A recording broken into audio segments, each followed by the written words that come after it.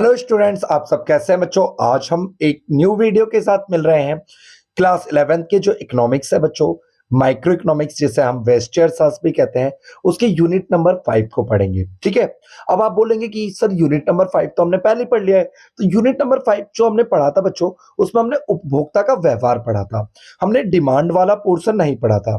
ठीक है, मांग वाली चीजों को ना आज हम पढ़ेंगे। ठीक है बच्चों, तो चलिए बच्चों वीडियो को शुरू करते हैं। और आज हमें पढ़ना है मांग। क्या पढ़ना है बच्चों?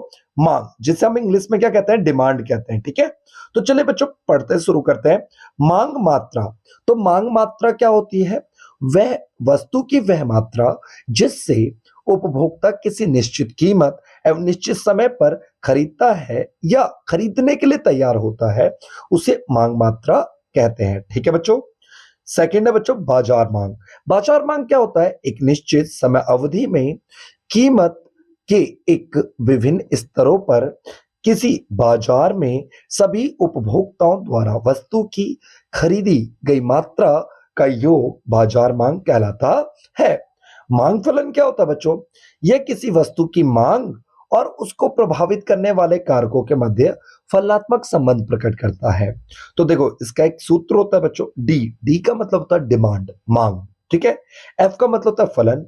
पी एक्स मतलब प्राइस ऑफ गुड एक्स, वस्तु एक्स की कीमत।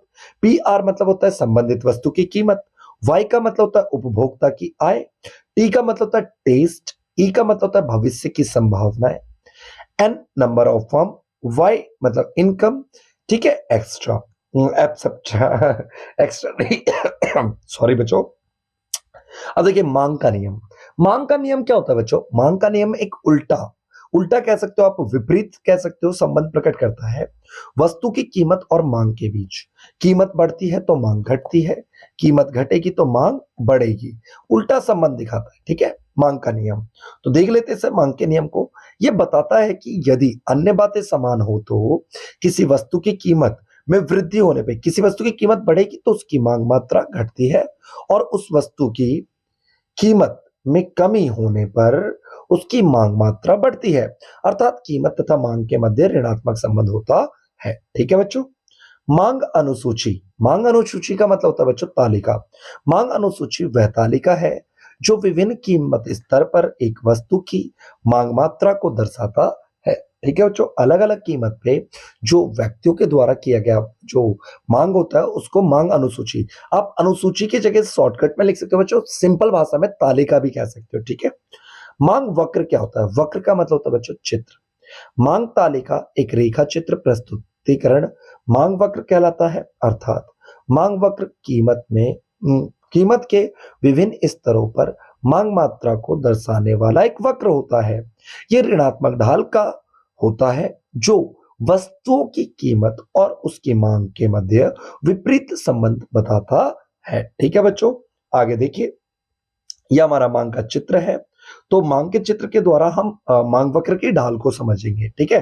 ढाल ढाल मतलब आप कह सकते हो उसकी चाल भी कह सकते हो। ठीक है। मांग वक्र की जो ढाल होती है वो कीमत में परिवर्तन बटे मांग की गई मात्रा में परिवर्तन के अनुपात को कहते हैं। बच्चों ये जो सीधी रेखा आपको दिख रही है ये मांग वक्र है। P1 मतलब पुरानी कीमत, P2 मतलब कीमत घट गई है। अच्छा, कीमत घटती है तो मांग क्या होती है? बढ़ती है। Q1 का मतलब होता है पुरानी क्वांटिटी, Q1 मतलब नई क्वांटिटी। अब ये है कीमत के में परिवर्तन को दर्शा रहा है, और ये मांग मात्रा में परिवर्तन को दर्शा रहा है। ठीक है बच्चों, इतना आपको उम्मीद करता हूं समझ आया होगा। आगे देखते हैं। मांग वक्र का ढाल डेल्टा पी बटे डेल्टा क्यू। ठीक है। मांग में परिवर्तन कीमतों के समान रहने पर, जब कीमत तो स्थिर रहती है और अन्य कारकों में परिवर्तन होने पे जो वस्तु की मांग घटती या बढ़ती है तो उसे मांग में परिवर्तन कहते हैं। मांग मात्रा में परिवर्तन क्या होता है? वस्तु की अपनी कीमत में परिवर्तन के कारण वस्तु की मांग में परिवर्तन, जबकि अन्य कारक क्या रहते हैं? समान रहते हैं। ठीक है बच्चों, अब आगे देखते हैं। मांग के निर्धारक तत्व मतलब मांग को प्रभावित करने वाले तत्व कारक। एक तो वस्तु की अपनी कीमत होती है, और अन्य कारकों में देखो क्या होती है? उपभोक्ता की आय, संबंधित वस्तु की कीमत। संबंधित वस्तु बच्चों दो तरह की होती है, पूरक वस्तु, प्रतिस्थापन वस्तु। इसको मैं आगे आपको बताऊंगा। उपभोक्ता की रुचि वो प्राथमिकताएं, भविष्य में कीमतों में परिवर्तन की संभावनाएं आदि शामिल की जाती हैं। तो इन चीजों को समझते हैं बच्चों। मांग में जो परिवर्तन होता है ये दो तरह से होता है। एक, जब अपनी कीमत बढ़े या घटे, जिसे हम कहते मांग गई मात्रा में परिवर्तन या मांग वक्र में संचलन। ठीक है। और जब कीमत तो स्थिर रहती है, देखिए कीमत स्थिर रहती है, मांग बढ़ता है घटता है, तो उसे कहते हैं मांग में परिवर्तन या मांग वक्र में खिसकाव। ठीक है, इनको समझते हैं। तो बच्चों, मांग में विस्तार कब होता है? जब कीमत कम होती है तो मांग बढ़ती है, इसी को मांग में विस्तार कहते हैं। ठीक है। मांग में संकुचन कब होता है? जब कीमत बढ़ती है तो मांग में जो कमी आती है उसे कहते हैं मांग में संकुचन। ठीक है, इसके कारण लिखे हुए डायग्राम को आप अच्छे से देख लीजिए। मांग में वृद्धि, वृद्धि कब होता है? कीमत तो स्थिर रहेगी पर मांग बढ़ जाती है। कारण कई हो सकते हैं, जैसे कि उपभोक्ता की आय का बढ़ना, प्रतिस्थापन वस्तु की कीमत में वृद्धि होना, पूरक वस्तु की कीमत कमी आदि। मांग वक्र में कमी, कमी, कीमत स्थिर है, मांग कम हो गया, इसे मांग वक्र में कमी कहते हैं। कारण क्या है? उपभोक्ता की आय कम हो गई होगी, प्रतिस्थापन वस्तु की कीमतों में कमी आई होगी, पूरक वस्तु की कीमतों में वृद्धि हुई होगी। ठीक है बच्चों, आगे देखिए। मांग की कीमत लोच, क्या बच्चों? मांग की कीमत लोच, मांग की कीमत लोच जो होता है बच्चों, वो कीमत में प्रतिशत परिवर्तन होने पे मांग में कितना प्रतिशत परिवर्तन आया है इसको मापती है। ठीक है। देखिए, मांग की जो कीमत लोच होती है बच्चों, प्रतिशत या अनुपातिक विधि के द्वारा हम निकाल सकते हैं। इसका सूत्र होता है बच्चों, फॉर्मूला होता है ईडी, ईडी का मतलब होता है मांग की लोच, equal to Q1 minus Q0। Q1 का मतलब होता है हमारी नई क्वांटिटी, Q0 का मतलब होता है हमारी पुरानी क्वांटिटी, और इसके बीच के जो Q1 माइनस Q0 है, इसको हम डेल्टा Q भी बोलते हैं। ठीक है बच्चों। P1 minus P2, P1 minus P2 को हम डेल्टा P, ये त्रिभुज जैसा जो बना है इसे डेल्टा बोलते हैं। ठीक है बच्चों, याद रखिए, इंटू P0 इंटू Q0, ये हो गया हमारा। देखिए, इसकी जगह हमने क्या लिख दिया? डेल्टा Q, और इसकी जगह हमने क्या लिख दिया? Delta P। ठीक है, तो इसको समझ लीजिएगा आप लोग बच्चों। मैं उम्मीद करता हूँ चीजें समझ आएंगी आपको। जो चीजें समझ नहीं आएंगी तो आप बता दीजिएगा, मैं डिजिटल बोर्ड पे आपको वीडियो को और भी अच्छे से समझाने की कोशिश करूंगा।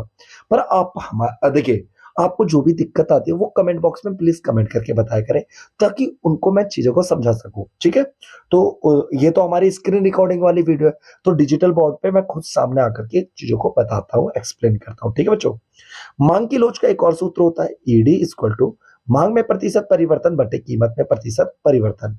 मांग में प्रतिशत परिवर्तन को हम ऐसे भी लिख सकते हैं बच्चों, Q0 माइनस डेल्टा Q बटे Q0 इंटू 100। कीमत में प्रतिशत परिवर्तन को हम ऐसे लिख सकते हैं डेल्टा P बटे P0 इंटू 100। ठीक है बच्चों।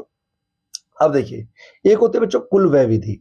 इस विधि के अंतर्गत हम कीमतों में परिवर्तन के कारण कुल व्यय में जो उपभोक्ता के जो कुल व्यय होते हैं, टोटल एक्सपेंडिचर होता है, उसमें जो चेंजेस आते हैं उसके द्वारा मांग की कीमत लोच को निकालते हैं। ठीक है बच्चों, तो देखो, ईडी एक से ज्यादा, एक से ईडी, ईडी मतलब मांग की लोच, एक से क्या आ रही है? ज्यादा आ रही है आंसर। ठीक है, ईडी का आंसर ज्यादा आएगा एक से। तो ऐसा कब होता है? जब कीमत बढ़ती है तो कुल व्यय घटता है, और कीमत घटती है तो कुल व्यय बढ़ता है। ठीक है बच्चों, इसको आप देख सकते हैं। अच्छा, व्यय विधि में ईडी एक से कम कब आता है? जब कीमत बढ़ती है तो कुल व्यय बढ़ता है, और कीमत घटती है तो कुल व्यय घटता है। ठीक है, ईडी एक के बराबर कब आएगा? जब कीमत बढ़े या घटे, कुल व्यय में कोई परिवर्तन नहीं आता है। ठीक है बच्चों। अब मांग की लोच जो होते हैं बच्चों, ये 5 प्रकार की होती है। एक तो अनंत आता है, जिसे हम पूर्णतः लोचदार कहते हैं हिंदी में। इकाई से अधिक लोचदार या लोचदार मांग कहते हैं ईडी एक से अधिक। बेलोचदार कहते हैं, सॉरी, इकाई लोचदार कहते हैं ईडी जब एक आता है। इकाई से कम लोचदार मतलब बेलोचदार, ईडी एक, ईडी का आंसर एक से कम हो। ठीक है, ईडी एक के बराबर होगी तो इकाई लोचदार, और पूर्णतः बेलोचदार, पूर्णतः बेलोचदार ईडी की वैल्यू जब 0। इसको हम डायग्राम के थ्रू भी देख सकते हैं बच्चों, इन सब चीजों को, है ना। इनको डायग्राम, इनका डायग्राम कैसे बनेगा? ठीक है, ये क्या है? पूर्णतः लोचदार है, ये पूर्णतः बेलोचदार है। ठीक है, तो समझ आ गया होगा बच्चों, चीजों को समझिए। ठीक है, मांग की कीमत लोच को प्रभावित करने वाले कारक, ये पेपर में आता है बच्चों, इसको अच्छे से रट्टा मार लीजिएगा। मांग की कीमत लोच को प्रभावित करने वाले कारक कौन कौन से कारक है जो मांग की कीमत लोच को प्रभावित करते हैं? पहला, वस्तु की प्रकृति, मतलब नेचर कैसा है वस्तु का। ठीक है। दूसरा, स्थापन वस्तु की उपलब्धता, जो इस प्रतिस्थापित वस्तु है वो कितनी इजी हमें मिल जाती है। और उपभोक्ता की आय, उपभोक्ता की आय, ये सब चीजें मांग की लोच को क्या करते हैं बच्चों? प्रभावित। आगे देखिए, उपभोग के स्थान की संभावनाएं, मतलब किस स्थान पर वो, और किस सिचुएशन में, समय अवधि, वस्तुओं की विविध प्रयोग और उपभोक्ता की आदत। तो उम्मीद करता हूं बच्चों आपको ये चीजें समझ आई होंगी। मांग का चैप्टर आपको समझ आया होगा। यूनिट नंबर 5 जिसमें हमने डिमांड को पढ़ा। बच्चों आप लोग अपने सपोर्ट को बनाए रखें। वीडियो में कुछ सुधार की जरूरत है तो कमेंट बॉक्स में कमेंट करके बताएं कि हमें क्या क्या सुधार करना चाहिए। और अगर वीडियो अच्छी लगी हो तो चैनल को सब्सक्राइब कर दे, वीडियो को लाइक कर दे और कम से कम अपने एक फ्रेंड के साथ शेयर करें और एक स्कूल ग्रुप में शेयर करना ना भूलें, क्योंकि आपके एक लाइक से आपका तो कुछ नहीं जाता बच्चों, बट हमको मोटिवेशन आता है। ठीक है, इसीलिए आप अपना सपोर्ट हमारे साथ बनाए रखें। Thank you for watching our YouTube channel. मिलते हैं बच्चों अगली वीडियो में। और आपको जिस टॉपिक पे वीडियो चाहिए कमेंट बॉक्स में कमेंट करके बताइए कि करें। हम एक एक बच्चों के कमेंट को देखते हैं बच्चों। जय हिंद, जय भारत। मिलता है अगले वीडियो में।